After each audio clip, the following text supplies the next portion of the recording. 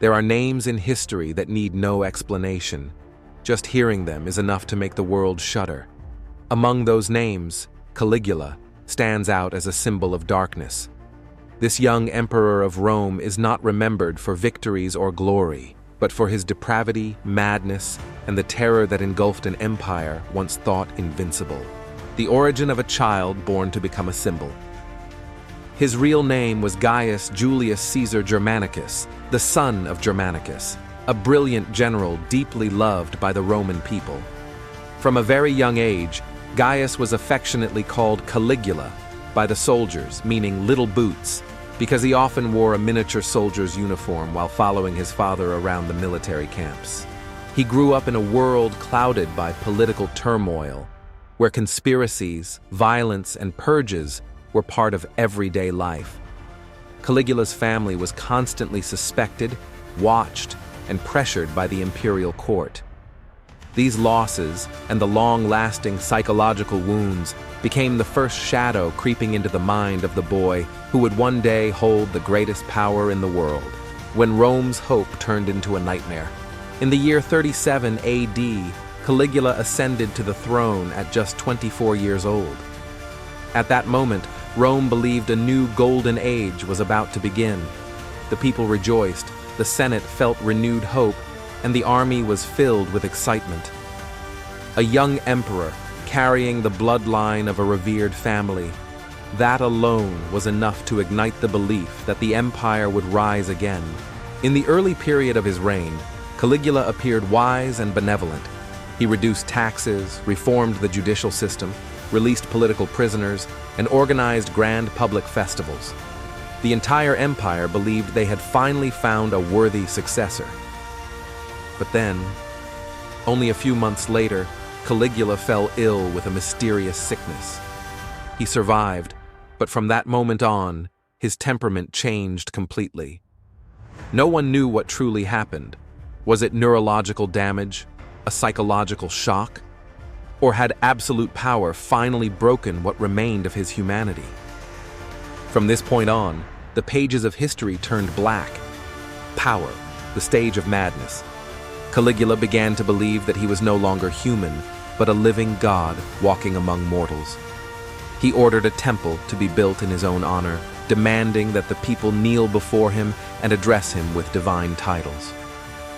He hosted endless lavish banquets, spending so extravagantly that Rome, the wealthiest empire in the world at the time, was pushed to the brink of bankruptcy. Ancient accounts describe him as dangerously capricious. If he felt the slightest displeasure, he could condemn anyone, even nobles, generals, and members of the imperial family. Caligula shocked Rome when he appointed his beloved horse, Incitatus, to a political office, granting it a private residence, servants, and lavish ornaments. To him, power was not a tool for ruling the empire. Power was a divine joke. Degeneracy, legend, or truth? Roman historians record him as one of the most morally corrupt emperors, associated with behaviors far beyond the ethical norms of his time. Ancient accounts describe a court descending into chaos, with extravagant and excessive feasts, an atmosphere of extreme indulgence and open humiliation of the nobility right inside the imperial palace. However, modern historians believe that some of these accusations may have been exaggerated because the ancient historians of that time did not favor the emperor. Many accounts were written after he was assassinated, and much of the narrative reflected political motives and propaganda from the victorious factions. Even so, it cannot be denied that Caligula's image in history has become a symbol of corruption, loss of control, and the darkness born from absolute power. 6 minutes of glory, a single moment that changed the fate of an empire. Caligula's madness cast a shadow of fear across the entire empire. Officials grew resentful, the army grew angry, the Senate fell into despair, and the people lost their faith.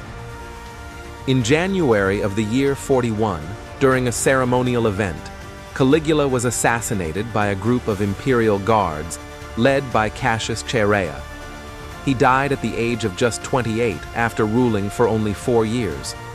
But the tragedy did not end with him. His wife and daughter were also killed soon afterward, as those in power sought to erase his entire bloodline.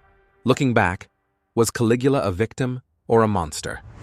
Caligula's life raises a profound question for history. Does cruelty arise from one's nature, or from the environment and the power that shapes it? He was a child shaped by war, politics, and grief. He grew up knowing no affection, only schemes and death. And when he finally seized absolute power, nothing remained to restrain a mind already wounded since childhood. Perhaps Caligula was not merely a monster of Rome, but the product of a system that elevated emperors to the status of gods while stripping away their humanity and any form of restraint. A lesson whispered across time: history is not meant to glorify or condemn absolutely. History is a mirror for the present and the future. Caligula is not merely a story of Rome. He is a warning that echoes across time. When power knows no limits, a person loses themselves,